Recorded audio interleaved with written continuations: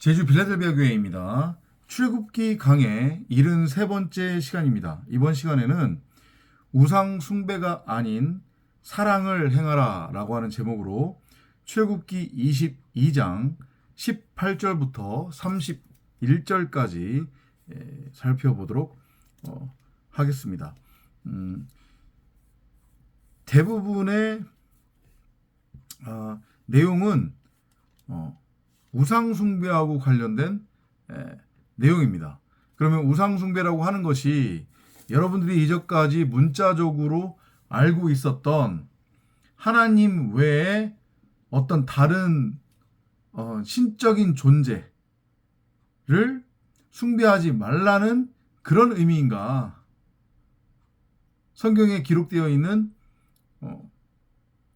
우상을 숭배하지 말라, 나 외에 다른 신을 섬기지 말라고 하는 것의 의미가 죄송합니다. 지난번에도 말씀드렸지만 온 우주 만물을 통틀어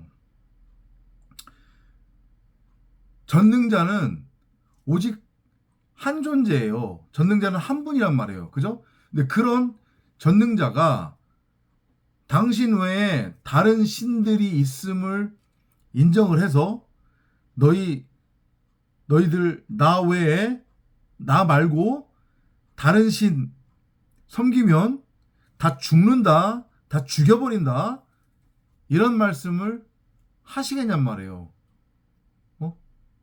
여러분들 성경을 그래서 제가 말씀드리는 거예요. 더욱이 우리말 성경은 몇 단계를 걸쳐서 번역이 된 거란 말이죠.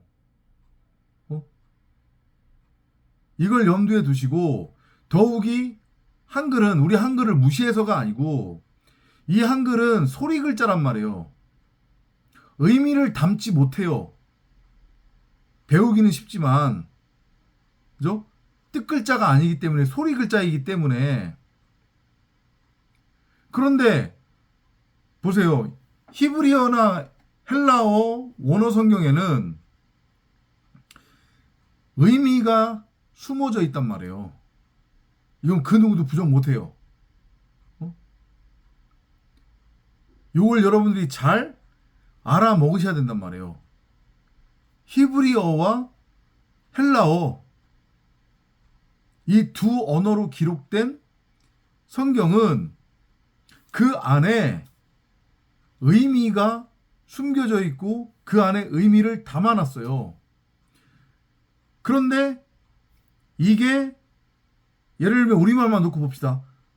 한국어로 한글로 번역이 되면서는, 한글은 소리 글자이니까 의미가 담긴 것을 번역을 할 때 소리 글자로 번역을 하면 그냥 문자 그대로 번역이 되겠죠. 얘 원어가 원래 가지고 있는 원뜻, 내용, 그 의미는 담아내지 못하고, 근데 이걸 감안하지 않고 더욱이 한국어적인 그런 생각, 한국적 문화의 바탕을 둔 그런 생각으로 소리 글자로 더욱이 번역된 한글 성경만을 읽어버리면 다분히 문자, 세대주의, 교리, 윤리, 도덕, 세상 사는 지의 삶의 적용 지침, 이러한 엉뚱한 사람의 생각이 섞인 육신의 생각으로 복음을 곡해할 수밖에 없는 거예요. 아니 하물며 히브리어와 헬라어는 당시 유대인들한테 있어서는 모국어였잖아요. 그죠? 당연히 히브리어는 모국어고 헬라어는 익숙한 언어였단 말이에요. 그 히브리어와 헬라어로 기록된, 전달된 복음도 오해를 했는데 이걸 앞뒤 생각하지도 않고 그냥 소리나는 그대로 문자로 번역을 해버린 한글 성경을 곧이곧대로 눈에 보이는 대로 읽고 믿는다고 하는 것은 이건 정말로 죄송한데 무식한 짓이란 말이에요. 그런 차원에서 여러분들이 열의 말씀으로서의 십계명을 대하여야 돼요. 죄송한 말씀이지만 성경을 문자와 세대주의적 사고와 다 사람 생각으로 읽어내는 거잖아요. 지금 육신의 생각으로. 그죠? 교리, 윤리, 도덕, 교훈, 세상 사는 지혜, 삶의 적용 지침 이런 것들로 읽고 믿고 행하는 건 신앙이 아니라 하나님을 대적하는 거란 말이에요. 이걸 여러분들이 인정하시고 잘 알아먹으시기 바랍니다. 그런 차원에서 봤을 때에 오늘 우리가 다룰 22장 18절부터 31절도 분명히 복음을 담고 있다. 여러분들이 많이 익숙한 뭐 무당을 살려둘지 말지니라 우상을 섬기지 말지니라고 하는 것의 의미 뭔지 그 진의를 한번 내용 위주로 살펴볼게요. 18절이에요. 너는 무당을 살려두지 말지니라. 여기 지금 우리말로는 무당이라고 되어 있는데 이걸 지금 원어로 보면은 뭐라고 되어 있냐면 Thou shalt not suffer a witch to live. witch 하면은 이게 뭐예요? 마녀잖아요. 마녀. 그래서 이 출애굽기 22장의 18절을 근거로 해서 중세에 마녀 사냥이 난무했잖아요.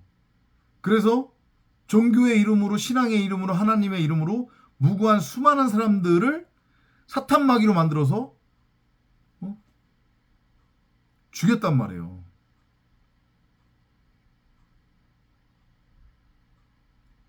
마녀예요, 마녀.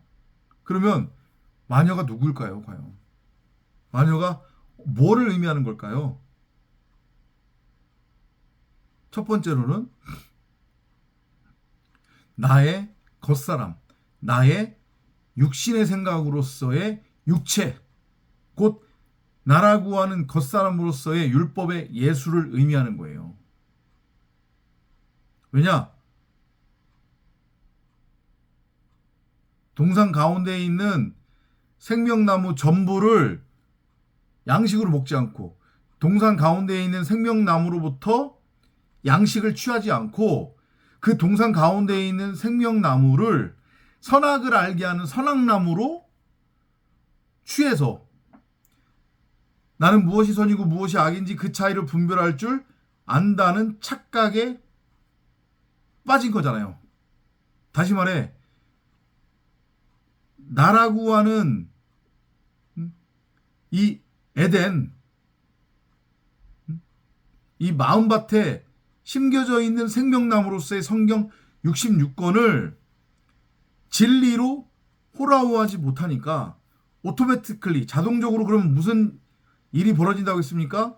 내 밖에 있지 않은데 있는 나무를 바라보게 된다고 했잖아요. 그거 없는 거예요. 허상이에요. 신기루란 말이죠. 그 나무가 뭐예요? 선악을 알게 하는 선악나무예요. 근데 이거는 뭐냐면 내 안에 내 마음밭에 심어져 있는 진짜 참 하나님으로서의 그 말씀, 성경 66권, 생명나무인 하나님, 곧 진짜 참 내가 내 밖에 투영된 거란 말이에요. 그림자로. 그래서 가짜고 이게 허구고 신기루고 꿈이라는 얘기를 하는 거예요.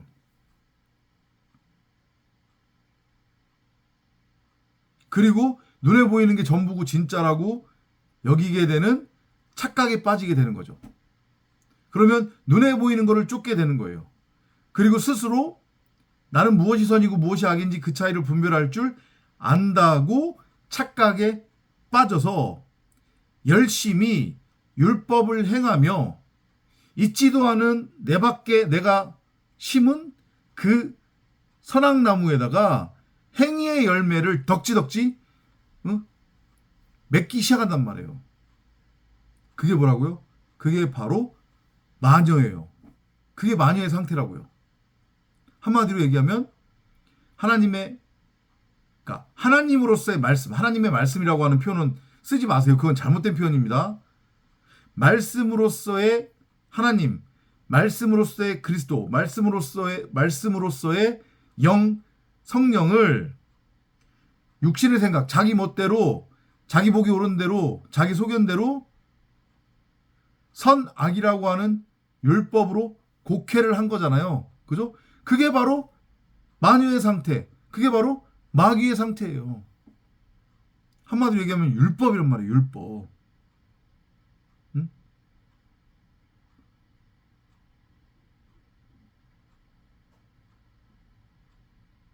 그건 어떻게 돼야 되는 거예요? 목이 베어 죽어야 되는 거예요. 다나토스로. 응? 나라고 하는 겉사람, 옛사람, 첫 하늘과 첫 땅, 옛 하늘과 옛 땅으로서의 나라고 하는 육체, 이 육신의 생각, 율법, 그게 바로 마녀요, 마귀란 말이에요. 나는 죽어야 돼요. 그 육신의 생각, 사람 생각으로 곡해한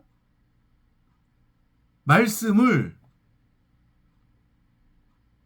복음이라고, 진리라고, 하나님의 말씀이라고 곡해를 해서 자기 자신뿐만 아니라 다른 사람에게 전하면 그게 뭐가 되는 거예요? 그게 바로 나 자신을 포함해서 다른 사람들을 죽이는 살인이요. 그리고 엉뚱한 남편을 붙들고 가는 거니까 그게 바로 간음이요. 그게 바로 거짓말을 하는 거니까 거짓 증거하는 거요. 그게 바로 말씀으로서의 하나님을 도둑질하는 거니까 도둑질이라고 그랬잖아요. 이해되기 어렵지 않죠? 그죠?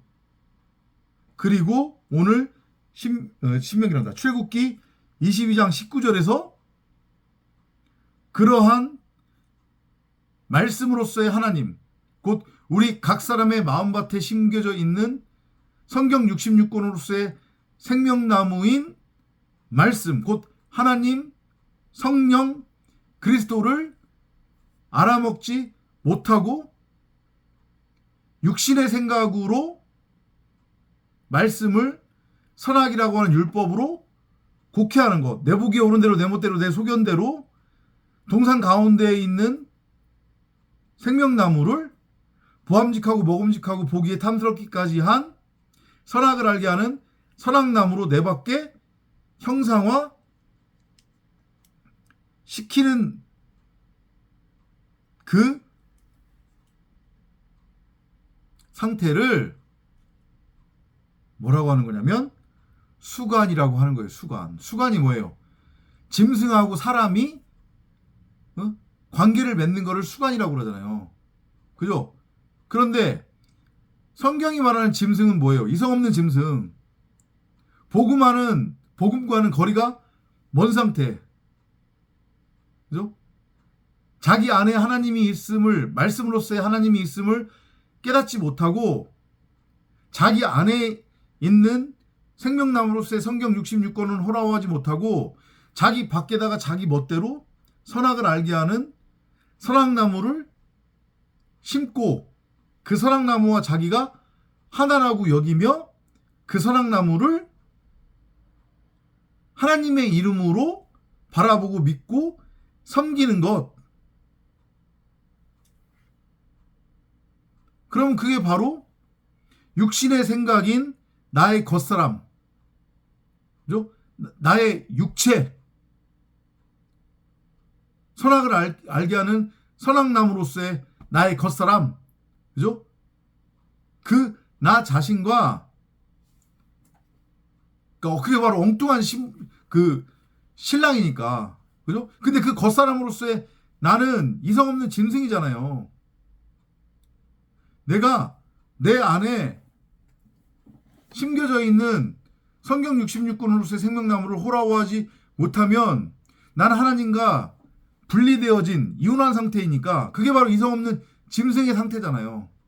그죠? 그런 내가 육신의 생각으로 그러니까 말씀으로서의 하나님을 자꾸 표현이 그죠? 말씀으로서의 하나님을 선악을 알게 하는 선악나무 곧 율법으로 곡해해서 나는 무엇이 선이고 무엇이 악인지 그 차이를 분별할 줄 안다고 여기며 내 보기에 옳은 대로 내 멋대로 내 소견대로 율법을 규정하고 정의해서 이걸 행위로 행하는 상태를 그걸 수간이라고 하는 거란 말이에요. 짐승과 교접하는 거. 그럼 어떡하래요?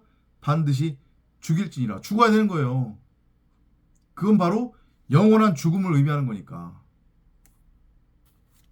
이해되죠? 근데 이거를 앞서서도 말씀드렸지만 그냥 우리말 성경 그대로 보면 큰일 나는 거지. 그러면 무당을 살려두지 말진이라고 했지 않느냐. 성경에 적혀있지 않느냐. 그러니까 뭐 하는 거예요? 땅받기 하는 거예요. 엄한 사찰 찾아가가지고 거기 땅받기 하고 여리고성을 무너뜨린다고, 그죠? 사찰 7번 돌고, 승려들한테, 폭력 행사하고, 그런 엉뚱한 짓 하게 되는 거란 말이에요.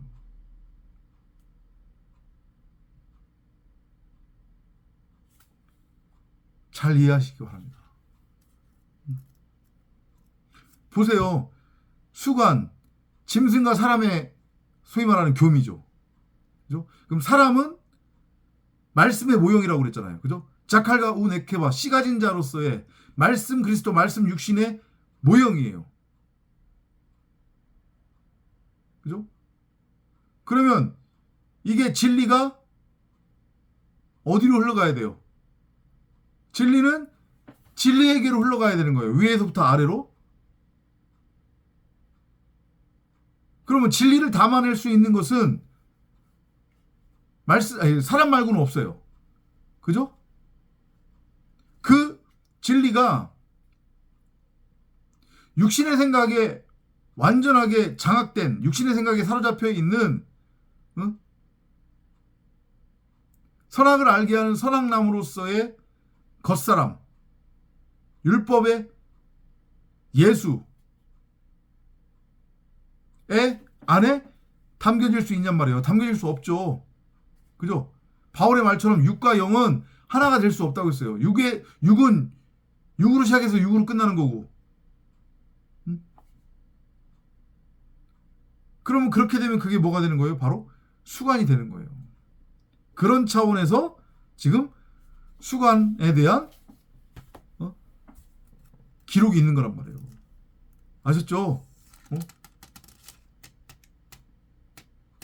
짐승하고 성관계 맺은 자는 죽여라 다 그런 얘기 하는 거 아니란 말이에요.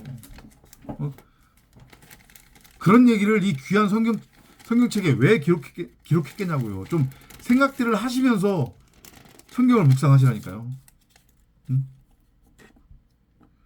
주 한 분 외에 다른 신에게 희생제를 드리는 자는 완전히 멸절시켜야 하리라. 자, 이게 이제 중요한 거예요. 이게 이제 아까 전에 오늘 초반부에 제가 비교적 길게 설명드렸던 우상숭배하고 관련된 건데, 보세요. 지금 18절, 19절 얘기한 다음에 20절로 나와가지고 주 한 분 외에 다른 신에게 희생제사를 드리는 자는 완전히 멸절시켜야 하리라. 이 얘기거든요. 그럼 그 얘기가 무슨 얘기냐면, 제가 이제까지 설명드린 거하고 일치하잖아요.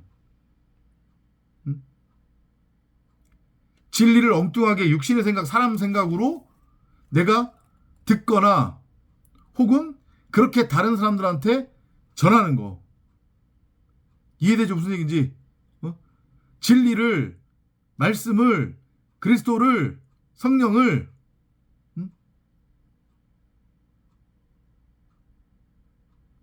뭐라고 해야 돼요? 갑자기 말이 생각이 안 나네요. 이거 제가 방금 전에 말씀드린 것들을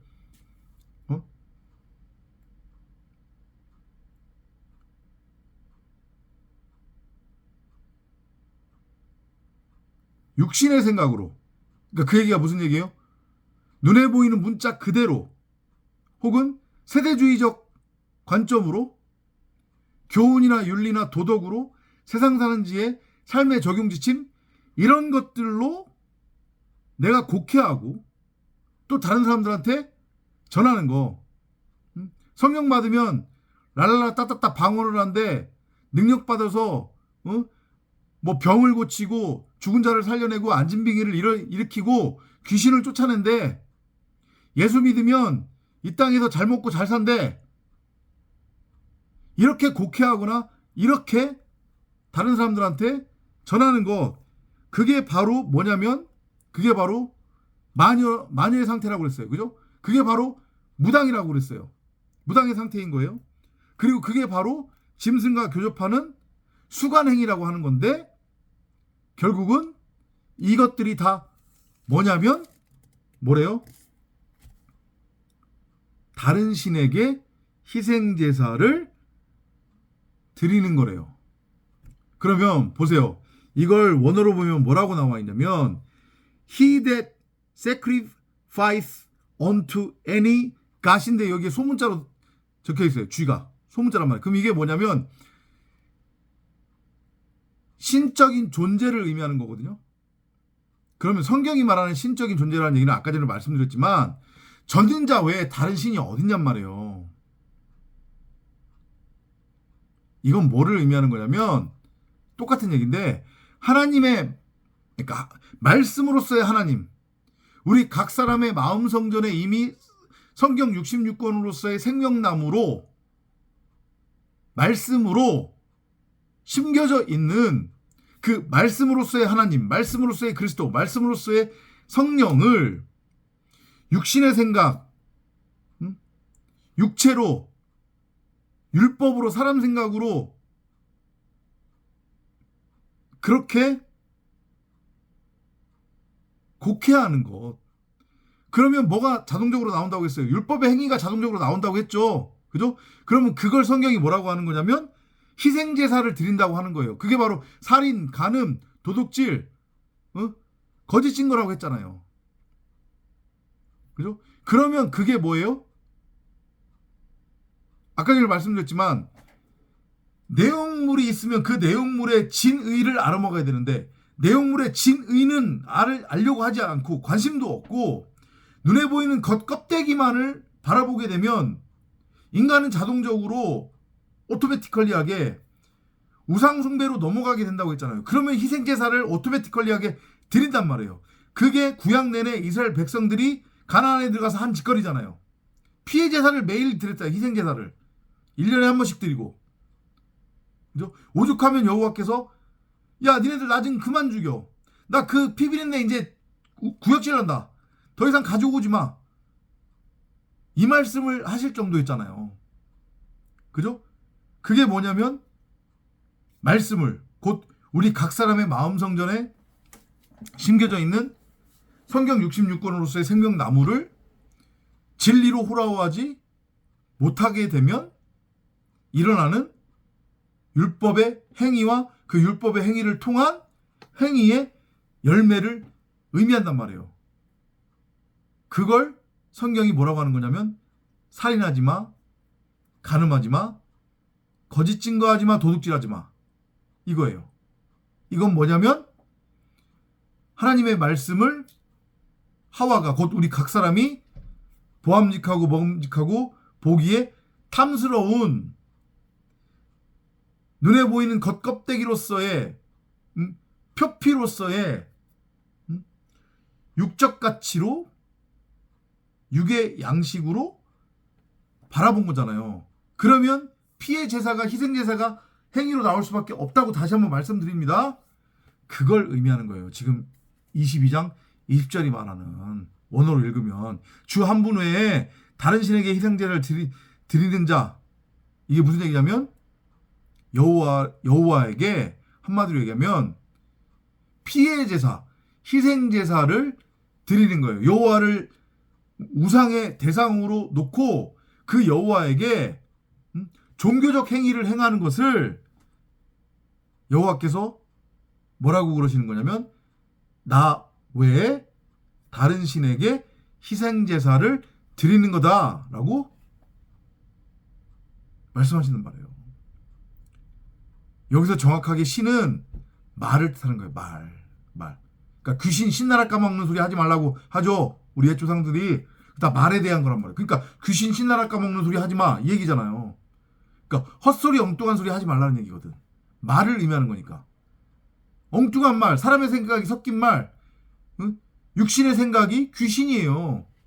그러니까 진리를 엉뚱하게 육신의 생각으로 눈에 보이는 대로 겉껍데기로 매번 말씀드리지만 문자와 세대주의적 관점과 교리와 윤리와 도덕과 세상 사는 지혜, 교훈, 삶의 적용 지침 이런 것들로 읽고 그걸 믿고 행하면 그게 바로 다른 신에게 희생제사 드리는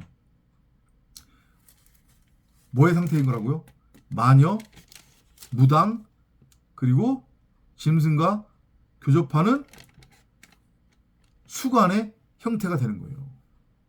잘 알아먹으시기 바랍니다. 한마디로 얘기하면 나를 너네들 입장에서의 육신의 생각으로 바라봐서 나를 종교행위의 대상, 나를 우상숭배의 대상으로 바라보지 마. 그러면 너희는 뭐 하는 거냐면 그게 바로 살인, 간음, 거짓 증거, 도둑질하는 거야. 그게 바로 쳐 죽여야 하는 무당, 마녀의 상태인 거고 그게 바로 쳐 죽여야 하는 짐승과 교접하는 수간의 상태야.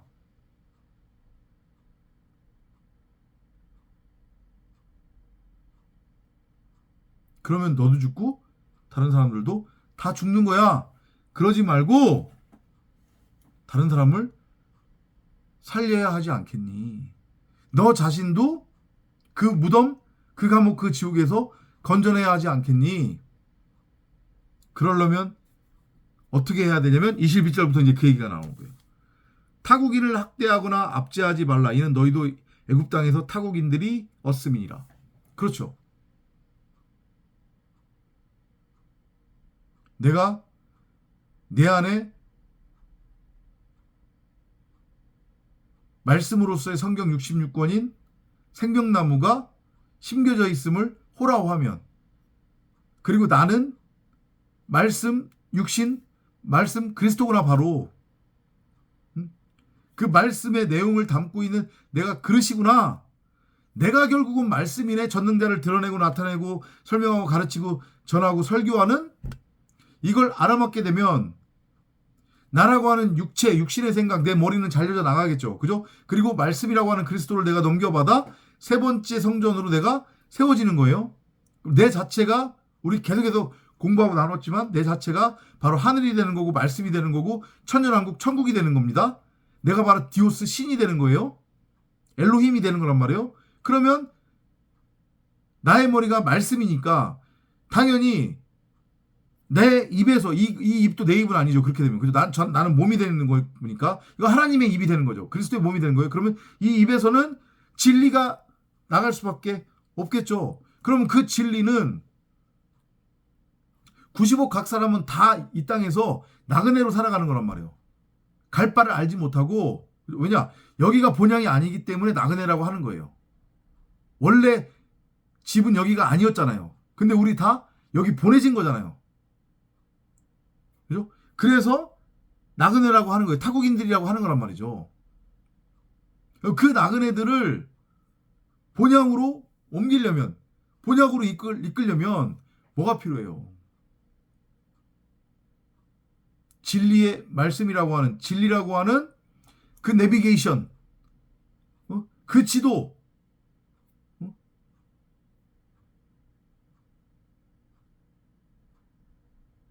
그것만 필요한 거잖아요. 그 말씀이에요.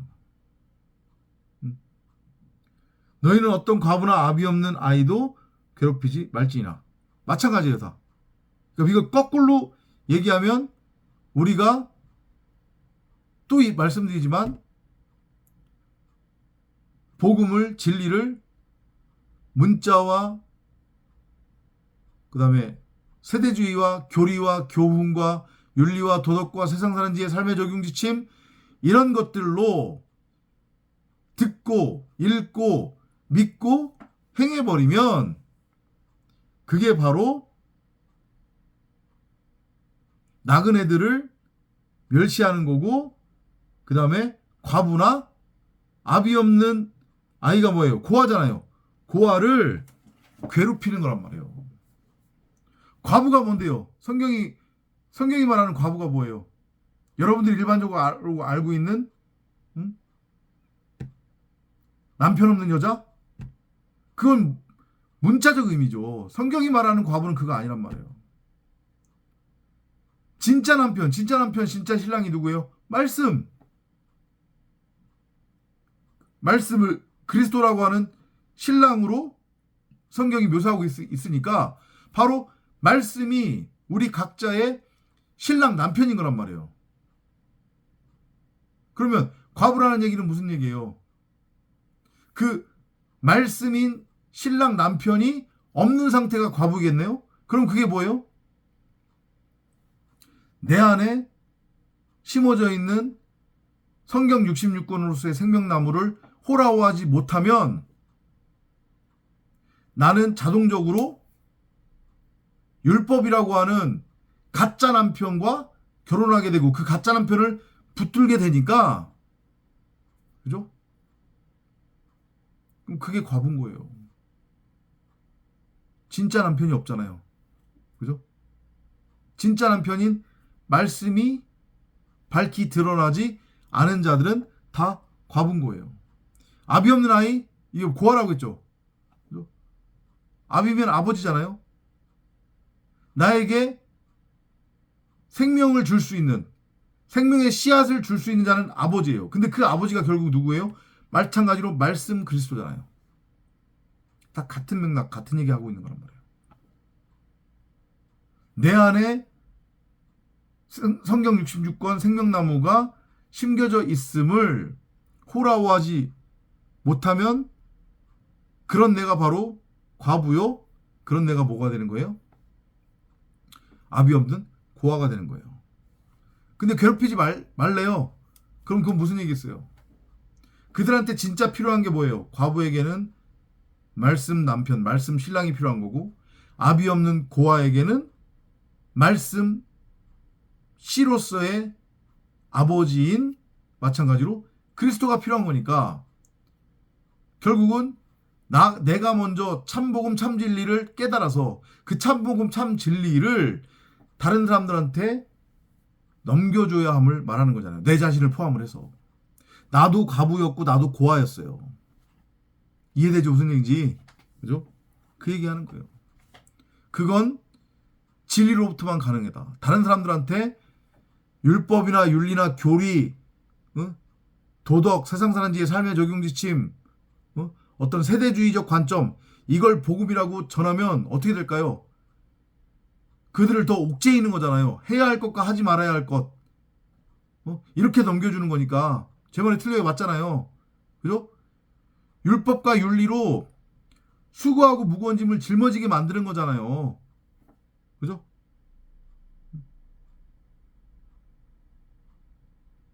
그렇게 하지 말라는 얘기예요. 그거야말로 살인, 간음, 거짓 증거, 도둑질이잖아요. 아시죠? 무슨 얘기인지. 그죠? 만일 너가 그들을 어떻게든 괴롭혀서 그들이 조금이라도 내게 부르짖으면 내가 반드시 그들의 부르짖음을 들으리라. 예. 심령이 가난한 자, 부토코스. 하나님이 아브라함과 야곱과 맺은 언약을 잊지 않으셨던 게 그것을 상기하셨던 이유가 뭐예요? 수고하고 율법이라고 하는 그 뭐라고 해야 돼요?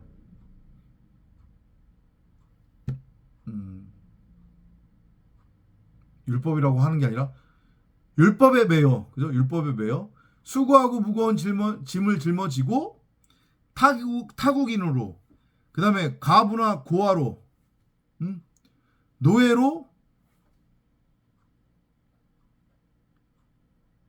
감옥에 갇혀서, 무덤에 갇혀서, 지옥에 갇혀서 핍박받고 있었던 이스라엘 백성들의 외침이 여호와께까지 올라간 거잖아요. 그죠? 그런 의미예요, 지금. 그렇게 접근을 하시면 된단 말이에요. 나의 진노가 뜨겁게 달아올라서 내가 너희를 칼로 죽이리니 너희 아내들은 과부가 되고 너희 자식들은 아비 없는 자가 되리라. 그렇죠. 그러면 하나님의 진노가 임하는 거잖아요. 이스라엘 백성들이 울부짖었어요. 그죠? 그랬더니 말씀의 심판이 애굽에 임했죠. 애굽 사람들한테, 애굽 왕 바로에게 임했어요. 그런 차원인 거예요. 심판인 거죠. 그죠? 근데 사실은 그게 반드시 일어나야 된다는 취지로 이해를 하셔야 되겠죠.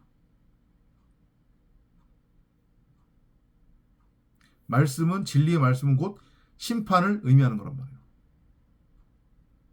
그러니까 이걸 우리 각자에게 적용을 한번 해봐요. 그러면 내가 이전까지는 복음을 율법이나 윤리나 도덕이나 교훈이나 세상 사는지의 교리, 세대주의적 관점, 삶의 적용지침, 세상 사는 지혜, 이런 것들로 곡해하고 있었단 말이에요. 그런 나에게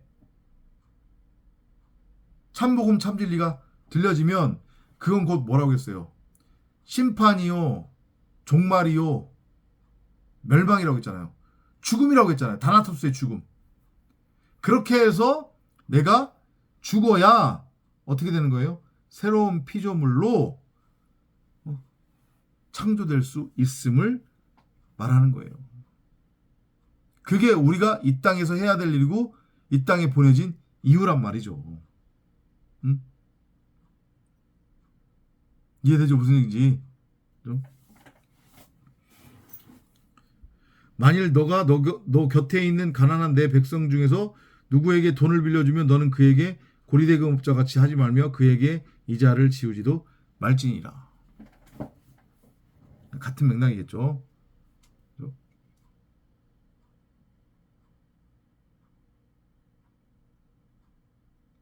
만 달란트 빚진 자가 그 빚을 탕감받았어요. 그러니까 우리가 지금 빚 탕감받은 거잖아요. 만 달란트가 아니고 100만 달란트인가요? 그죠? 아무튼 그랬더니 이놈아가 나가자마자 자기에게 빚진 자를 붙잡아다가 빚 갚으라고 그러잖아요. 그죠? 안 될 소리죠.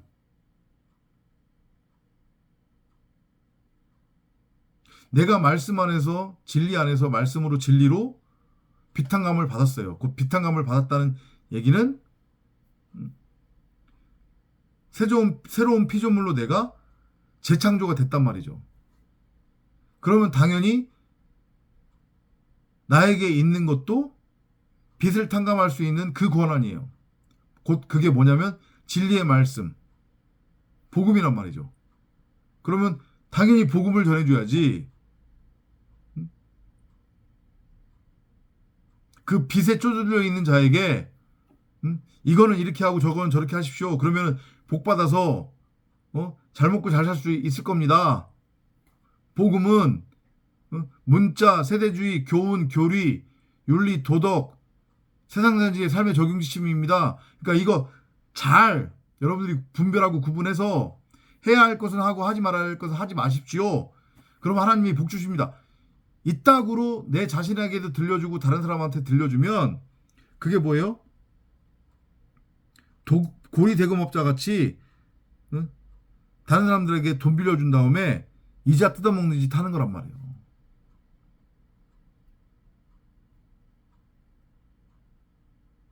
아셨죠? 무슨 얘기인지. 그죠? 세리가 뭐라고 했어요? 세리가.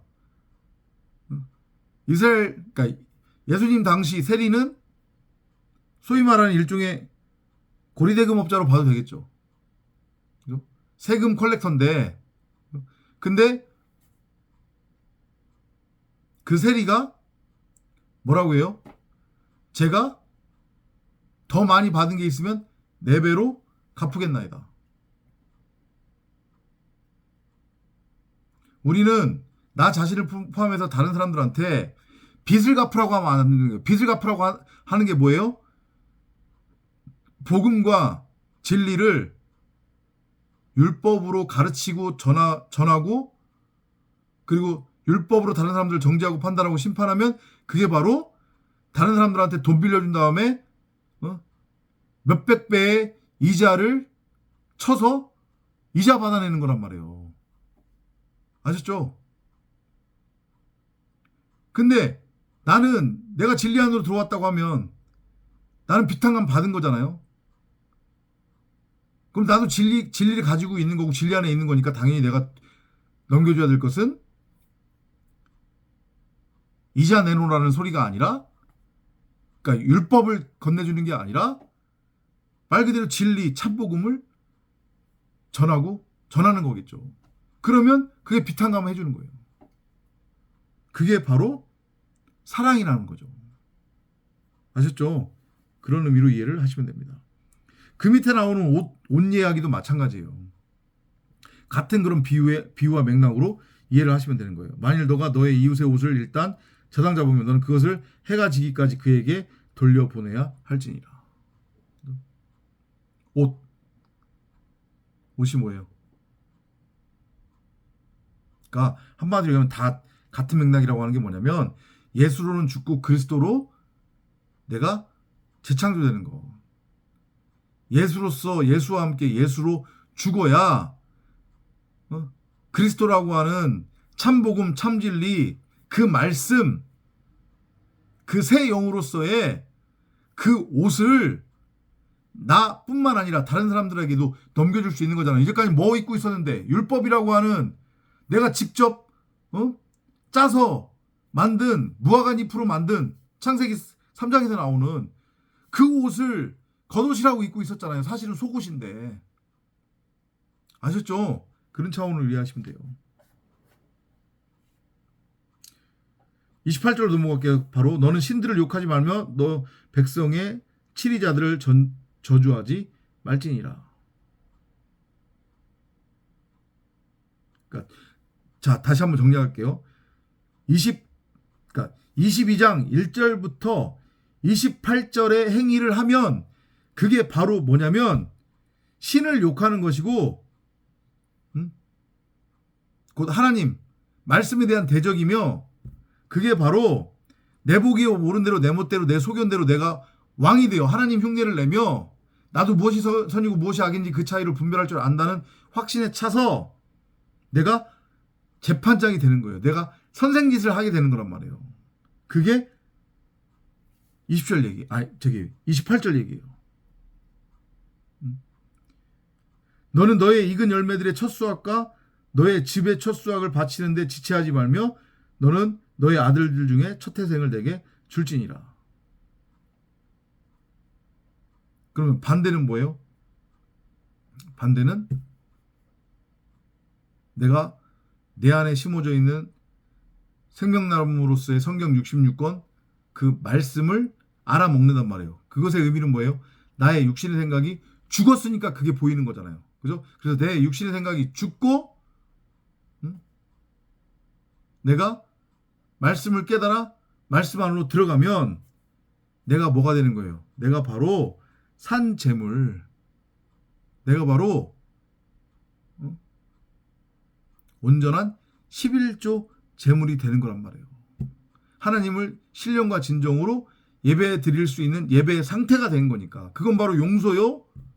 그게 바로 사랑이라고 그랬으니까 그 상태 자체가. 아셨죠? 그 얘기하는 거예요. 말씀이라고 하는 씨앗에 의해서 내가 나아진 첫 태생 11조가 되는 거예요. 내가. 너는 너의 소들도 양들도 마찬가지로 하되 7일 동안은 어미와 함께 있게 하고 8일째에 그것을 내게 줄지니라. 그래서 결국은 어떻게 되라는 얘기예요? 진리로 완성이 되라는 얘기예요. 태어난 지 8일 만에 할례를 행하잖아요. 그죠? 그래서 아브라함이 아들 이삭을 태어난 지 8일 만에 할례를 행했어요. 그죠? 그건 곧 다나토스의 죽음이며 종말이고 멸망이며 새로운 피조물 곧 자칼과 우네케바 씨 가진 여자 말씀 그리스도로서의 재창조를 의미하는 거란 말이에요. 그런 맥락으로 이해를 하시면 돼요.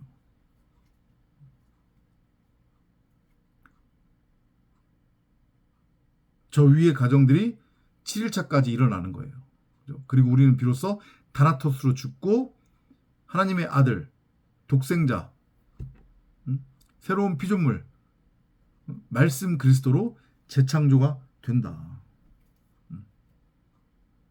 그래서 8일째에 그것을 내게 줄지라라고 하는 말씀을 하시는 거란 말이에요. 그죠? 우리 자신이 바로 드려져야 되는 온전한 11조 제물 말씀 그리스도라는 얘기죠.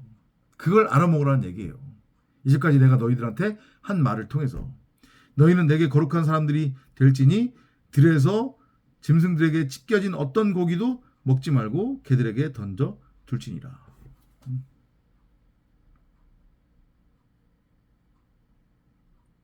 뭔 소리인지 이해되죠?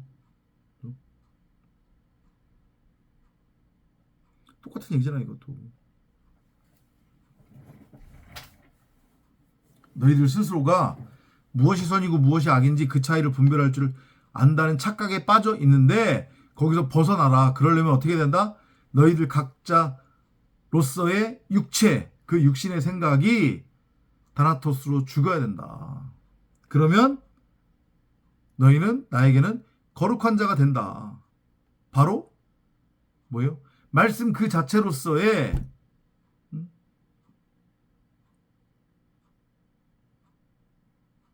온전한 11조 제물이 되는 거고 너와 내가 말씀 안에서 진리 안에서 하나가 되는 거야. 그러면 그게 바로 신령과 진정으로 예배드리는 예배의 상태가 되는 거지. 너와 나는 별개의 존재가 아니야. 너와 나는 바로 하나야. 말씀 안에서. 내가 네 안에, 네가 내 안에. 그게 바로 너희 안에서 성취되는 거란다. 이렇게 진리 차원으로 이해를 하시면 돼요. 아셨죠? 다시 한번 당부드리고 말씀드리는데 눈에 보이는 문자 그대로 읽으면 큰일 납니다. 세대주의적 관점이나 윤리나 도덕, 교훈, 세상 사람들의 삶의 적용심 이거 다 어디서부터 기인하는 거예요? 육신의 생각, 사람 생각, 육체로부터 출발하는 거잖아요. 아셨죠? 명심하시기 바랍니다. 다음 시간에 또 찾아뵙도록 하겠습니다. 안녕히 계십시오.